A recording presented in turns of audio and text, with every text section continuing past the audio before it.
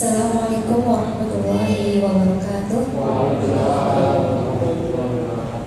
Terima kasih atas kesempatannya teman-teman atau sahabat LTN sejauh Barat ya yang telah hadir. Dan kami juga tadi ada beberapa ya konsep yang akan kami sampaikan dalam penulisan Turoth kedepannya akan seperti apa. Karena ini adalah kita memiliki bagian-bagian, khususnya saya yang akan mewakili Dr. Dede ya, yang seharusnya Pak Dokter yang menyampaikan ini. Dan kemudian ada bagian literasi lain yang berkaitan dengan kontemporer. Nah, di sini kami akan menyampaikan di bagian yang klasik ataupun di kitab Turoth ya. Nah, dalam konsep yang kita buat ini nanti arah dalam penulisan ini penerbitannya itu akan seperti apa gitu ya. Secara garis besar akan kami sampaikan, nanti secara detailnya apa saja dan sebagainya itu akan perlu waktu penelusuran ataupun penelitian ya. Sehingga kalau dalam dalam gambaran besar objek kajian yang akan dibahas ya dalam nanti penerbitan Turoth ini, kajiannya itu nanti kita akan membedah karya-karya ulama Nusantara ya. Jadi kalau ulama Nusantara itu kan universal ya, sangat banyak sekali. Tapi karena kita berada di bawah naungan LTN NU Jawa Barat, sehingga akan kita batasi dengan karya-karya ulama Nusantara ataupun karya-karya yang ada di dalam wilayah Jawa Barat. Nah itu nanti isinya apa? Nanti objeknya apa ketika akan mengkaji tentang Turoth para ulama yang ada di Jawa Barat ini. Nah itu nanti yang akan dibahas, yang akan ditulis itu relasi agama dan budayanya di Nusantara. Nanti ketika kitab itu biasanya menulis tentang fikih dan sebagainya, nanti akan kita kembangkan, akan kita analisis, nanti akan ada relasi antara agama dan budaya yang ada di Nusantara, khususnya di Jawa Barat. Jadi akan mengkaji agama dan kemudian budaya yang ada di Jawa Barat, Nusantara khususnya ya. Nanti permasalahannya apa yang akan diangkat? Karena ketika kita membuat buku itu tidak serta-merta memberikan tulisan hanya dari gagasan-gagasan individu ya, tetapi harus dikualifikasi, harus dikuatkan dengan data-data.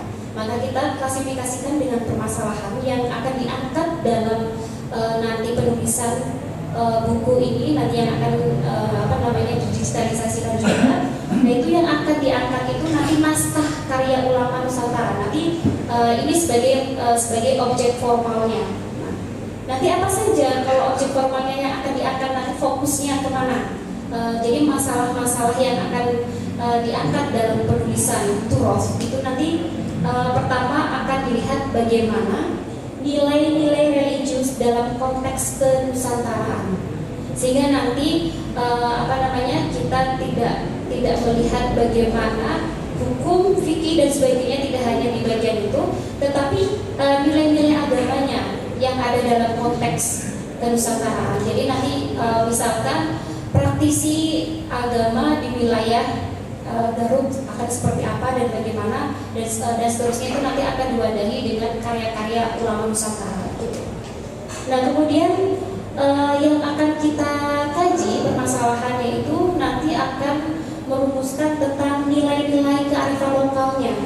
Jadi nanti local wisdomnya akan kita kaji dan akan kita tulis, kita akan maksimalkan di dalam penulisan Turoth itu, yang mana di dalam teks klasik ataupun karya ulama Nusantara Jawa Barat itu nanti sisi kearifan lokalnya itu akan seperti apa dan bagaimana, itu nanti akan dibahas. Dan mungkin kita tidak akan bisa menyelesaikan sekarang karena butuh penelusuran penelitian secara validasi secara mendalam ya, sehingga nanti kearifan lokal yang seperti apa dan bagaimana kita akan lakukan penelusuran dulu melalui data-data yang ada dalam kitab klasik tersebut ya. Kemudian kontekstualisasi nilai-nilai ya dalam kaitan perkembangan sosial budaya dewasa ini. Nah, konteksnya seperti apa nanti? Kita kontekstualisasikan dari kitab tersebut ataupun dari karya tersebut ke ke sosial budaya sekarang. Jadi nanti fungsi dari kitab tersebut dengan fungsi sosial kita itu nanti akan seperti apa. Jadi nanti pergerakannya tidak hanya kitab mandiri kemudian sosial mandiri, tetapi nanti akan kita gabungkan ya, akan kita gabungkan bagaimana perkembangan kontekstualisasinya dari sosial budaya dewasa ini. Jadi makanya kenapa akan kita angkat ini adalah kitab-kitab klasik, tetapi akan kita bahas secara kekinian atau secara sosial budaya yang mutakhir ya, secara mutakhir.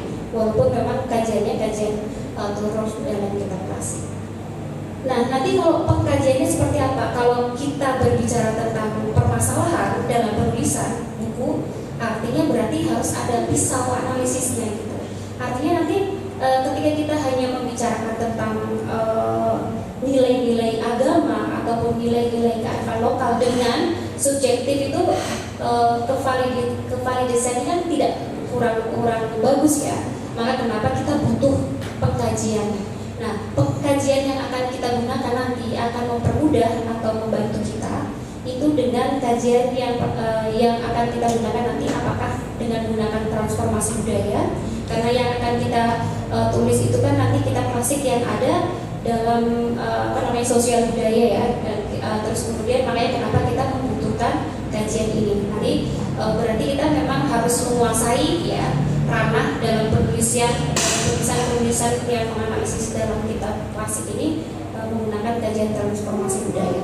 Tetapi kita juga akan menggunakan kajian lain gitu ya. Jadi nanti selain menggunakan transformasi budaya juga akan menggunakan agama dan lintas budaya. Sehingga nanti ketika melihat perspektif satu agama ataupun aturan agama itu nanti akan melihat sesuai dengan lintas budayanya seperti apa. Nanti budayanya Nusantara di Jawa Barat atau Nusantara di mana dan mana, itu nanti ada akulturasi di sana. Dan akulturasi itu nanti akan ada kontribusi dalam pengembangan kitab tersebut ya. Dan kemudian intertekstual. Nah, yang biasanya hanya kajiannya dalam teks ya, teks yang ada dalam karya ataupun kitab para alim ulama, tapi nanti akan kita kontekstualkan. Tergantung nanti itu arah permasalahannya kemana. Apakah itu nanti kita akan lihat nilai kearifan lokalnya, atau kemudian kita akan melihat nilai religiusnya, atau apa itu nanti akan kita libatkan. Itu makanya kenapa butuh kajian kontekstual juga. Dan kemudian interpretasi dan resepsi teks. Nah itu, jadi ada penafsiran ya. Nanti ada penafsiran dalam teks, sehingga nanti walaupun nantinya LTN khususnya dalam pengkajian kitab turos ini hanya kitab klasik, tetapi kita tidak hanya membaca ataupun mengulang apa yang ada dalam kitab, tetapi kemudian kita akan